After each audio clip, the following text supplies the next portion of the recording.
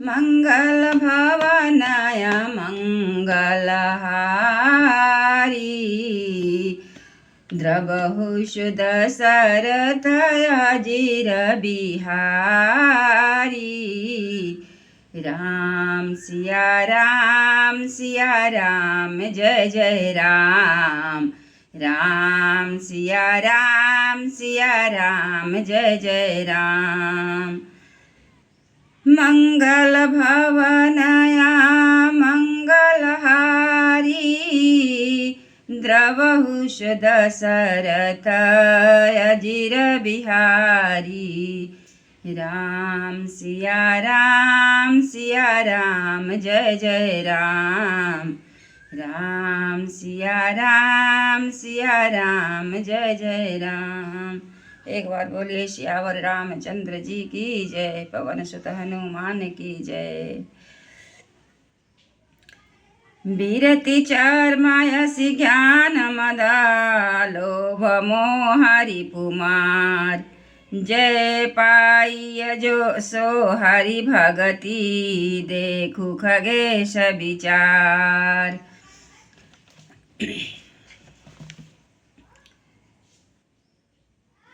वैराग रूपी ढाल से अपने को बचाते हुए और ज्ञान रूपी तलवार से मद मोह लोभ रूपी बैरियों को मारकर जो विजय प्राप्त करती है वह हरि भक्ति ही है। हे पक्षीराज, इसे विचार कर देखिए। पुनि स प्रेम बोले खगराऊ जो कृपाल मोहिऊ पर भाऊ। नाथ मोहि निज सेवक जानी सप्त प्रश्न मैं मम कहु बखानी। पक्षीराज गरुड़ जी कहते हैं कि हे प्रभु, यदि आप हम पर प्रसन्न है, हे कृपालु, यदि मुझ पर आपका प्रेम है तो हे नाथ, मुझे अपना सेवक समझकर मेरे 7 प्रश्न के उत्तर बखान कर कहिए। प्रथम ही कहु नाथ मति धीरा सबते दुर्लभ कवन शरीरा। बड़ दुख कवन कवन सुखद भारी सौ संक्षेप ही कहु विचारी। हे नाथ, हे धीर बुद्धि, पहले तो यह बताइए कि सबसे दुर्लभ कौन सा शरीर है, फिर उससे बड़ा दुख कौन सा है और सबसे बड़ा दुख कौन है, यह भी विचार कर संक्षेप में कहिए। संतय संत परम तुम जानहु तुम कर सहज सुभाऊ बखानहु। कवन पुण्य श्रुति विदित विशाला कहु कवन यज्ञ परम कृपाला कराला। संत और असंत का मर्म आप जानते हैं, उनके सहज स्वभाव का वर्णन करिए। फिर कहिए कि श्रुतियों में प्रसिद्ध सबसे महान पुण्य कौन सा है और सबसे महान भयंकर पाप कौन सा है। मानस रोग कहु समुझाई तुम सर्वज्ञ कृपाय अधिकाई। तात सुनहु सादर अति प्रीति मैं संक्षेप कहु यह नीति। फिर मानस रोगों को समझा कर कहिए, आप सर्वज्ञ हैं और मुझ पर आपकी कृपा भी बहुत है। कागभूषुंडी जी ने कहा, हे तात, अत्यंत आदर और प्रेम के साथ सुनिए, मैं यह नीति संक्षेप में कहता हूँ। नरतन सम नहीं कवनि देही जीव चराचर जाचत तेहि। नरक स्वर्ग अपवर्ग निसेनी ज्ञान विराग भवति सुख देनी। मनुष्य शरीर के समान कोई शरीर नहीं है। चर अचर सभी जीव उसकी याचना करते हैं। यह मनुष्य शरीर नरक स्वर्ग और मोक्ष की सीढ़ी है तथा कल्याणकारी ज्ञान वैराग और भक्ति को देने वाला है। सो तनु धरि हरि भजहि न जे नर होहि विषय रत मंद मंद तर। कांच किरीच बदल ते लेही करते डारी परम मनि देही। ऐसे मनुष्य शरीर को धारण करके भी जो लोग श्री हरि का भजन नहीं करते और नीचे से भी नीच विषयों में अनुरक्त रहते हैं, वे पारस मणि को हाथ से फेंक देते हैं और बदले में कांच के टुकड़े को ले लेते हैं। नहीं दरिद्र सम दुख जग माही, संत मिलन सम सुख जग नाही। पर उपकार बचन मन काया, संत सहज स्वभाव खगराया। जगत में दरिद्रता के समान दुख नहीं है तथा संतों के मिलने के समान जगत में सुख नहीं है। और हे पक्षीराज, मन वचन और शरीर से परोपकार करना यह संतों का सहज स्वभाव है। संत सहाहि दुख परहित लागी, पर दुख हेतु असंत अभागी। भुज तरु सम संत कृपाला, परहित नीति सह विपति विशाला।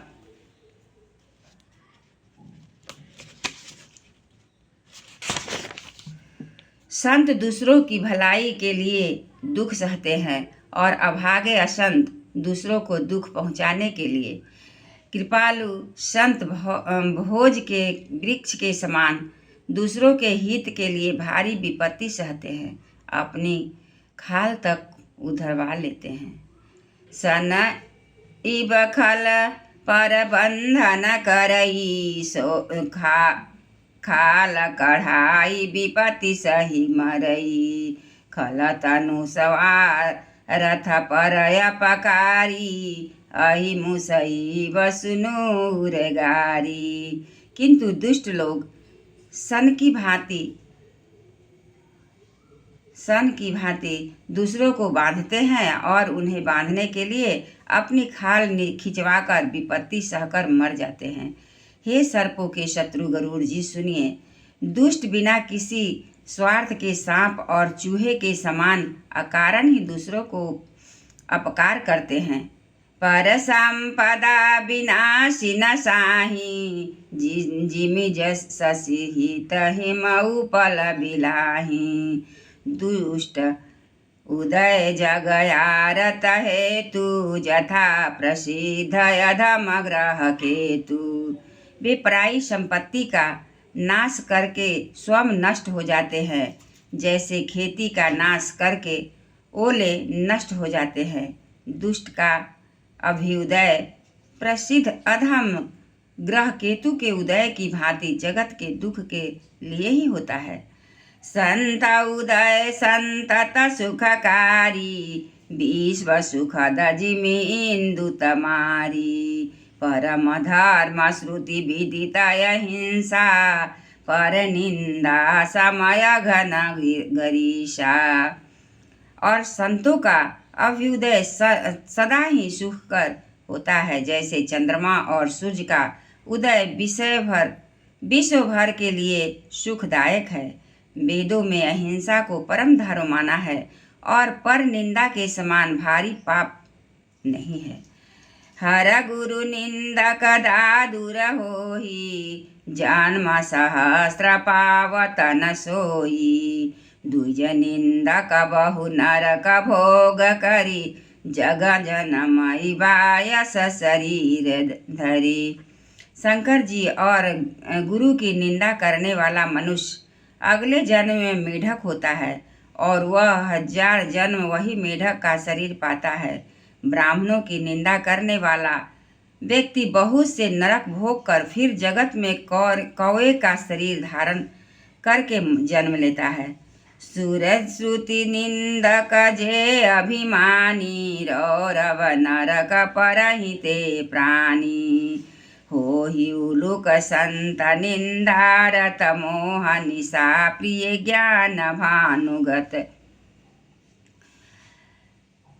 जो अभिमानी जीव देवताओं और वेदों की निंदा करते हैं, वे रौरव नरक में पड़ते हैं। संतों को निंदा में लगे हुए लोग उल्लू होते हैं। उन्हें मोह रूपी रात्रि प्रिय होती है और ज्ञान रूपी सूर्य जिनके लिए बीत गया अस्त हो गया रहता है।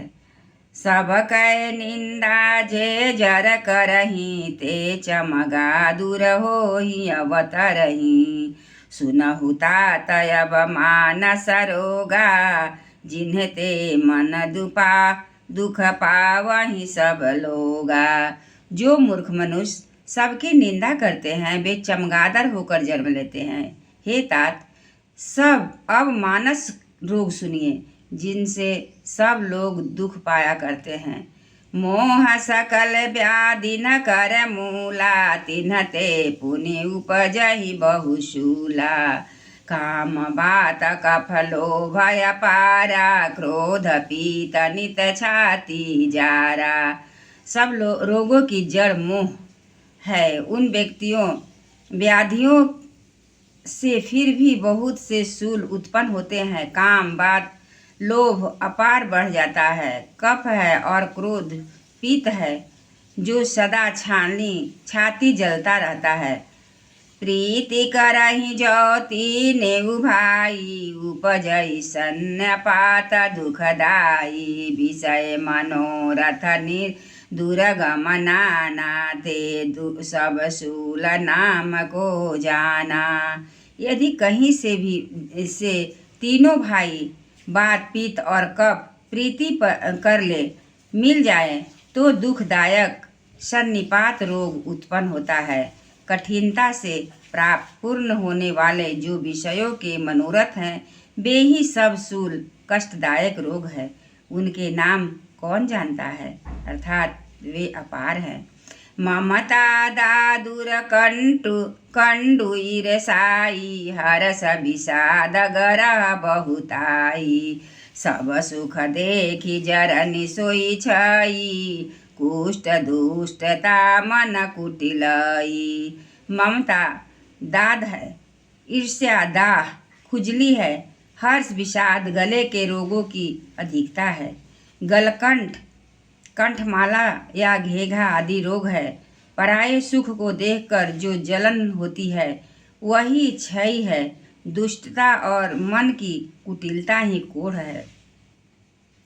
अहंकार अति दुख दम डमरुआ दंभ कपट मदत मान नेहरुआ तृष्णा उदर वृद्धि अति भारी त्रिविध ईसना तरुण तिजारी।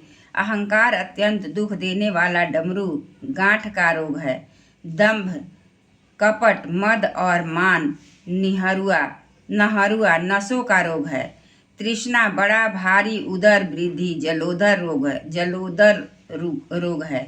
3 प्रकार पुत्र धन और मान की प्रबल इच्छाएं प्रबल तिजारी है। जुग विधि ज्वर मत सरय विवेका कहाँ लगी कहाँ कुरोग अनेका। मत्सर और अविवेक 2 प्रकार के ज्वर है। इस प्रकार अनेकों बुरे रोग हैं जिन्हें कहाँ तक कहूँ। एक व्याधि बस नर मरही ये यसाधि बहु व्याध पीर रही संत तब जीव कहू सौ की मिल है समाधि सिया भरे रामचंद्र की जय पवन सुत हनुमान की जय। एक ही रोग के बस होकर मनुष्य मर जाते हैं। फिर ये तो बहुत से असाध्य रोग हैं। ये जीव को निरंतर कष्ट देते रहने वाले हैं।